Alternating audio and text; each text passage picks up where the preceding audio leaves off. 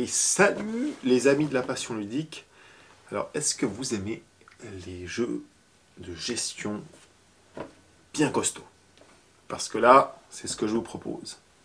Mais attention, Tindaya, c'est effectivement un jeu expert, c'est costaud, il y a des règles, il y a des dizaines et des dizaines de possibilités, il y a des tas de choses à faire, il y a des tas de pions, il y a des tas de règles. Oui, mais le thème est très sympa.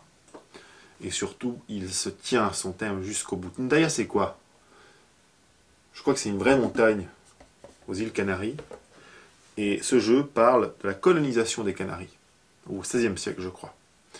Et vous êtes les autochtones, et vous allez devoir vous battre. Vous battre pour survivre déjà, pour manger, vous nourrir, améliorer vos capacités de production. Vous allez devoir vous battre contre les conquistadors qui vont vouloir vous coloniser. Et vous allez devoir vous battre en plus pour survivre, pour essayer de contenter vos dieux qui vont vous demander tout un tas de sacrifices, tout un tas de choses. Et si vous ne le faites pas ou pas assez bien, vous allez vous prendre des catastrophes sur la tronche, notamment des catastrophes naturelles. C'est un jeu massif, il est cruel. Vous pouvez jouer en coop, d'ailleurs c'est ça qui est sympa, ou pas en coop mais en opposition. Bon, c'est du 13 ans et plus, effectivement, je pense qu'il faut ça. 1 à 4 joueurs, et c'est à peu près 30 minutes par joueur, peut-être un tout petit peu plus au début, le temps de bien comprendre tout ce qu'on vous demande. Moi, je n'ai absolument pas l'intention de vous expliquer les règles, j'ai envie de vous montrer un peu à quoi ça ressemble, et encore là, j'ai beaucoup d'éléments du plateau que je n'ai pas mis sur la table, parce que bon, il y a tous les jetons là, il y en a des dizaines et des dizaines.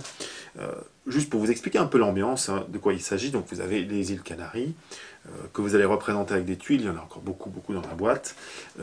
Sur ces îles, eh bien, vous allez soit devoir gérer les conquistadors à certains endroits, et puis aussi gérer votre survie. Et c'est ça qui est très sympa, c'est d'ailleurs votre plateau d'action qui est là, que je trouve très joli, et qui notamment va vous faire travailler l'agriculture, l'élevage, la pêche.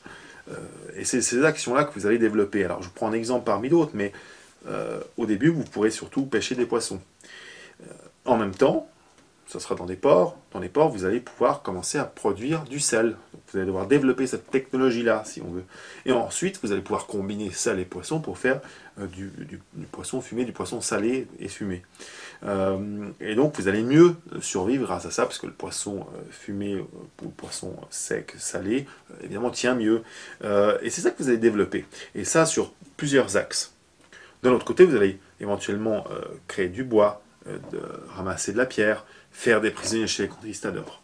Tout ça va vous servir à quoi? Va vous servir à vous nourrir, hein, à survivre, mais aussi évidemment à aller faire des sacrifices humains ou des sacrifices d'animaux auprès de vos dieux.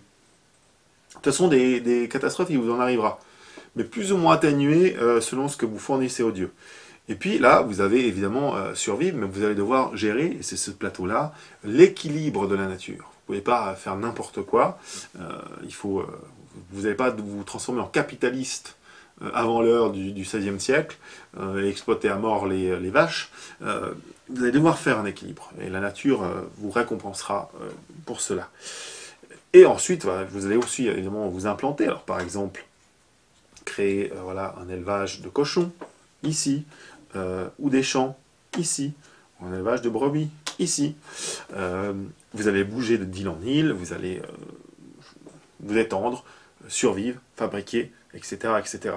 Je ne vais pas aller plus loin, parce que je pourrais vous parler des règles pendant 10, 15, 20 minutes. Je vous montre l'ambiance. L'ambiance, elle est géniale. C'est vraiment très bien trouvé. Je vous dis, le jeu colle à son thème là, avec ses actions. Il y a une logique entre les actions.